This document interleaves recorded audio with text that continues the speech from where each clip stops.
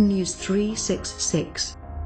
उस रात मौत के चंद क्षणों पहले क्या हुआ था दिव्या भारती के साथ। अगर आपने हमारा चैनल सब्सक्राइब नहीं किया है तो प्लीज सब्सक्राइब करें, हमें सब्सक्राइबर्स की जरूरत है। बॉलीवुड में दिव्या भारती जैसी शायद ही कोई हीरोइन रही हो जिसने करियर के पहले साल में ही 12 फिल्में की। जबरदस्त हिट मिली, लेकिन दूसरे ही साल मौत को गले लगाकर चली गई। इनका नाम आते ही ऐसी दीवानगी और सात समंदर याद आता है। 25 फरवरी 1974 को जन्मी दिव्या आज अगर होती तो 42 साल की हो गई होती, लेकिन 19 साल की कम उम्र में ही वे चल बसी और मौत की वजह आज तक साफ नहीं हो पाई। दिव्या भारती ने 1992 में फिल्म विश्वात्मा से बॉलीवुड में डेब्यू किया।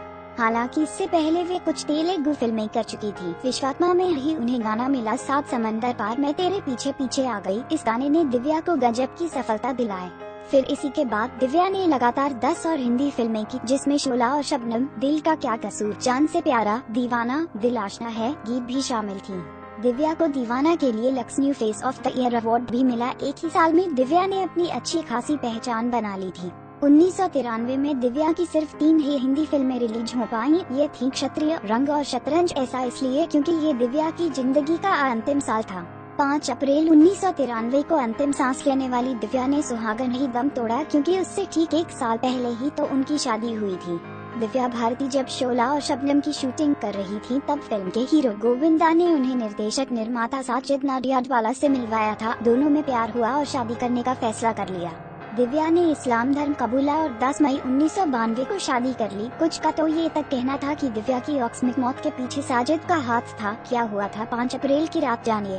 दिव्या की अचानक हुई मौत के पीछे कई अटकलें लगाई गयी। कईयों ने इसे आत्महत्या बताया, कुछ ने एक्सीडेंट तो कुछ ने पति को जिम्मेदार बताया। एक वजह ये भी बताई गई कि साजिद के अंडरवर्ल्ड से रिश्ते होने की बात से दिव्या परेशान रहती थी। उनकी मां के साथ भी उनकी अनबन रहती थी। रिश्तों से हार चुकी दिव्या ने मौत को ही आखिरी रास्ता चुना। कई सालों तक तहकीकात करने के बावजूद पुलिस नतीजे पर नहीं पहुंच पाई और 1998 में ये केस बंद कर दिया गया। लेकिन क्या हुआ था उस रात, कैसे हुई दिव्या की मौत और चंद क्षणों पहले तक क्यों इतनी खुश थी दिव्या? अपनी मौत वाले दिन ही दिव्या ने मुंबई में ही अपने लिए नया 4 BHK का घर खरीदा था और डील फाइनल की थी।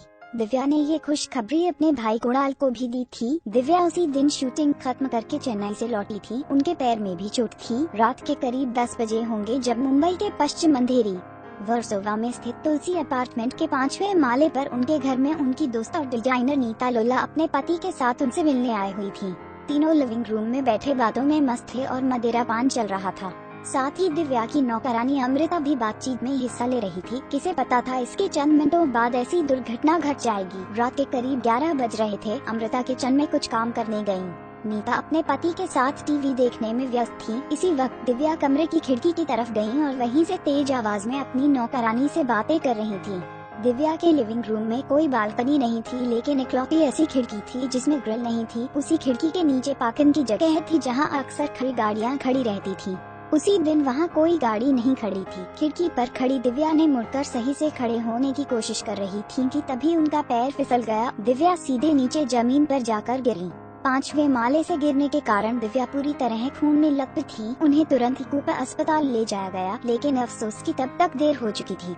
अस्पताल के इमरजेंसी वार्ड में दिव्या ने दम तोड़ दिया। 5 साल तक इन्वेस्टिगेशन करने के बावजूद पुलिस को कोई ठोस वजह नहीं पता चली। नतीजतन पुलिस ने रिपोर्ट में नशे में बालकनी से गिरने को ही कारण बताया। ये गुत्थी आज तक सुलझ नहीं पाई है कि दिव्या की मौत हत्या थी या आत्महत्या। अगर वे दुखी थी तो अपने लिए घर क्यों खरीदा? क्या वाकई उनके पति की कोई साजिश थी? जो भी हो, दिव्या सबके दिलों में आज भी बसती हैं। Subscribe for more updates.